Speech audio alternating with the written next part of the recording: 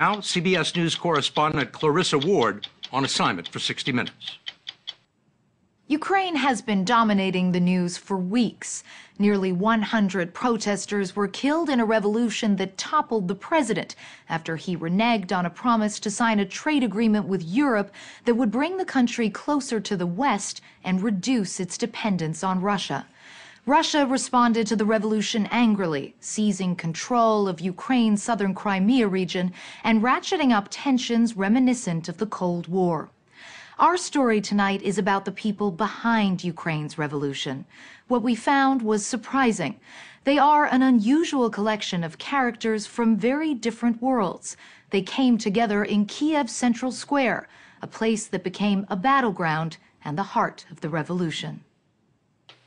The story will continue in a moment.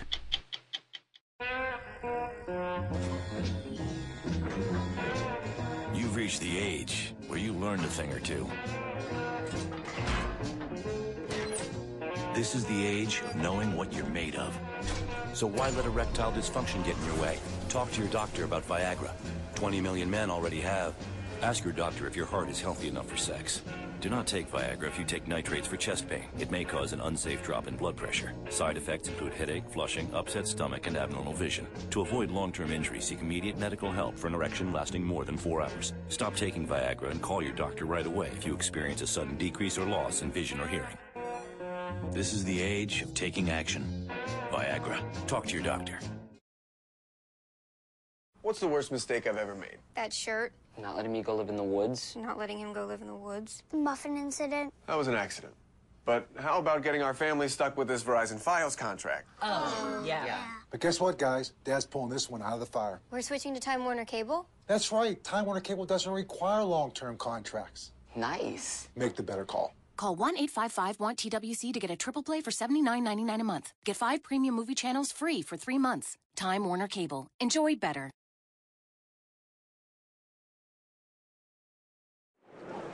This is Independence Square, known as the Maidan, a sprawling community of tents and barricades and European Union flags.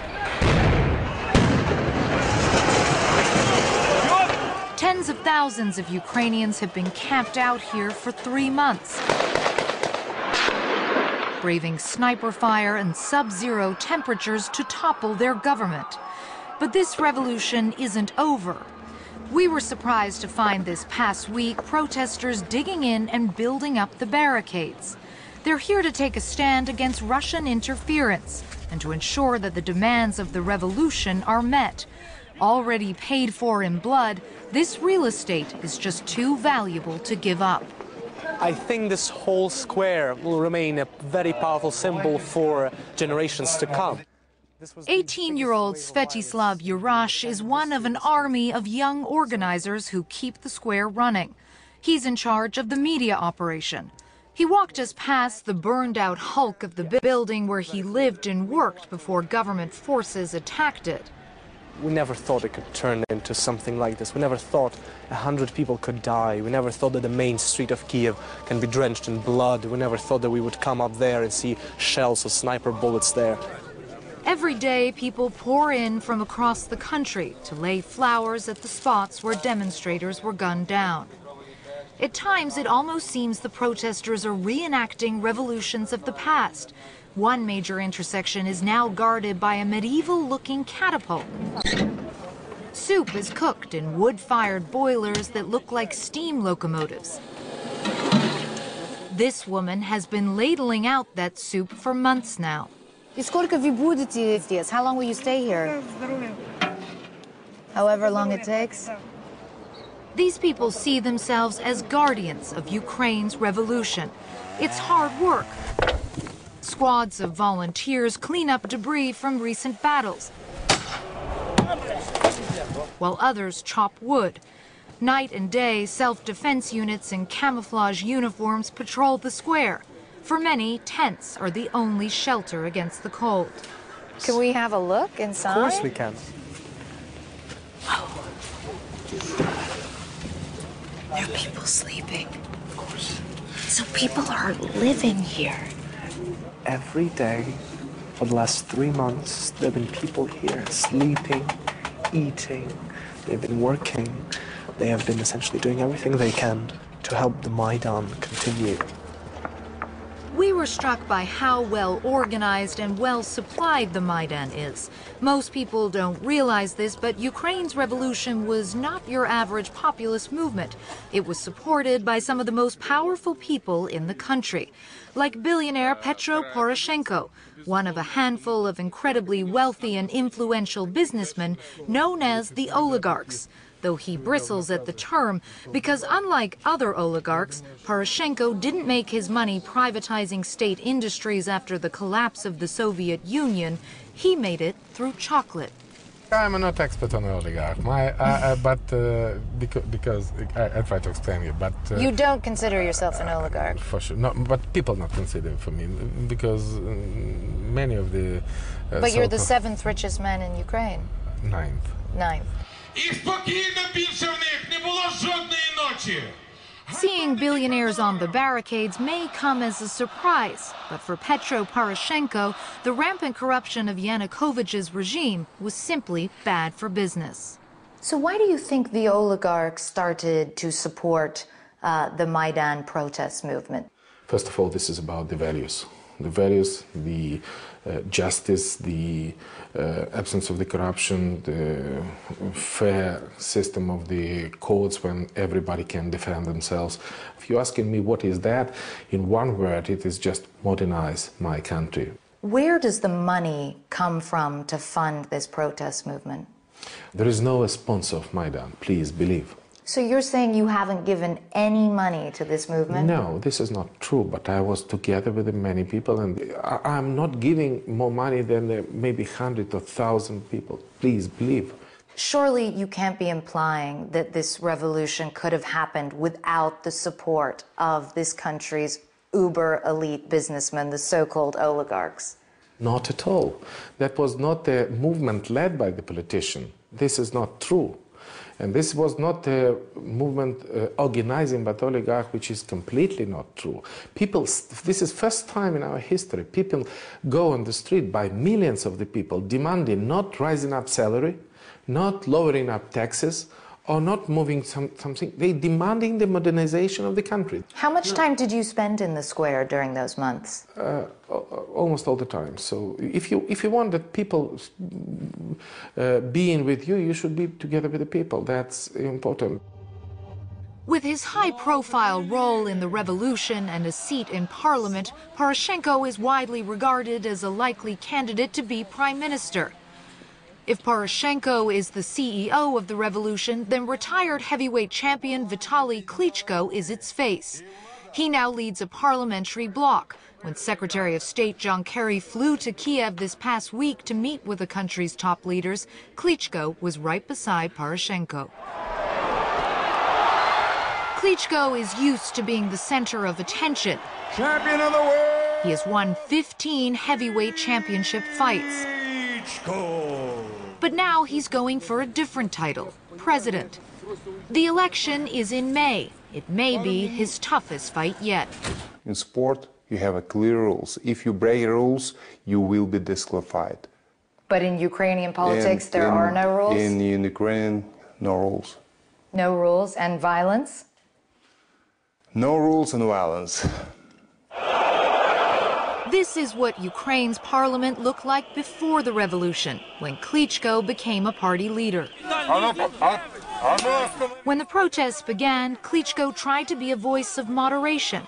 At one point, he was even attacked by more extreme elements of the movement. But it was the government's bloody crackdown that really shocked him. More than 70 protesters were killed in one day. The center of Kiev was on fire.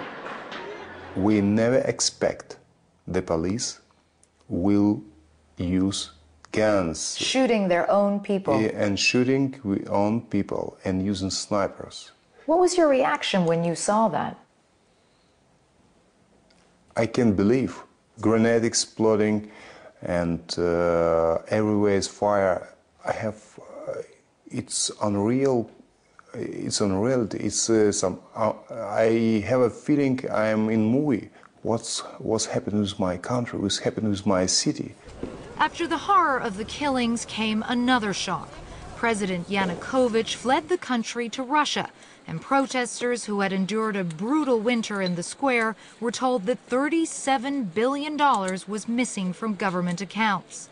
They got a glimpse of where some of that money may have gone when Yanukovych's private home was open to the public. This is a prime example of just such corruption. Yurash was one of the first to get inside. I mean, this is what your revolution was about, in a sense. This opulence, this complete lack of respect, almost. This complete lack of taste as well, on top of that. On top of that. This is all stolen money. This is all bribed. This is all corruption. This is nothing that he earned. This is a man who is sitting 2 times in prison, one of them for stealing hats, and now he builds this Versailles for himself. The house has become an instant tourist attraction, with entrepreneurs outside the gates hawking maps of the estate. Documents found on the scene indicate that Yanukovych spent $30 million on the chandeliers alone.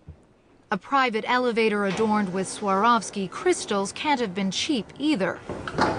Some activists want this to be turned into a museum of state corruption. There is certainly a lot to see, including a boat that was used for dinner parties and a private zoo.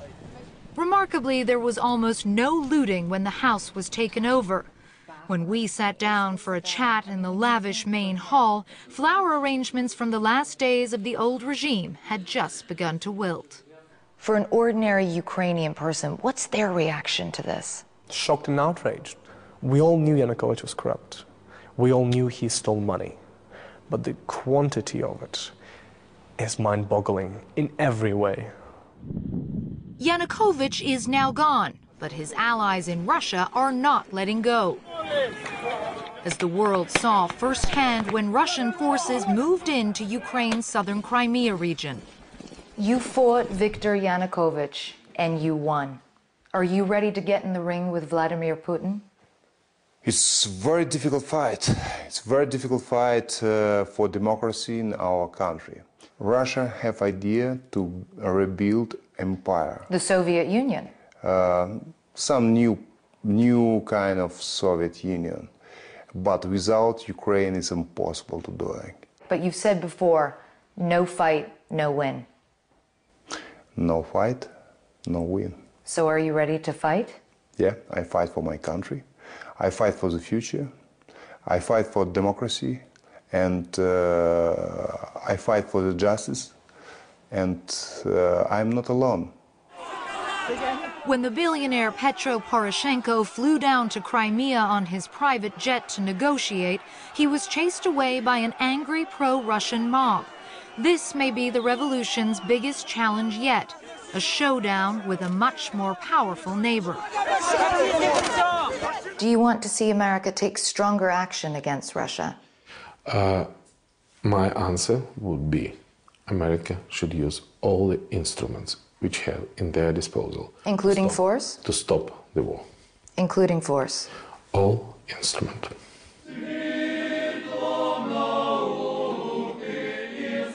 On the Maidan, there are now religious services for the dead every day, and constant cries from the crowd that heroes never die. But many Ukrainians are tired of fighting. The victory of this revolution has come at a horrifyingly high price. It's difficult because I feel some part of responsibility for the people I take also as politician. People go behind me and people died. I'm still alive. You feel guilt? I feel guilty for everything what happened in my country also. I take responsibility for everything because I call the people to fighting for the future.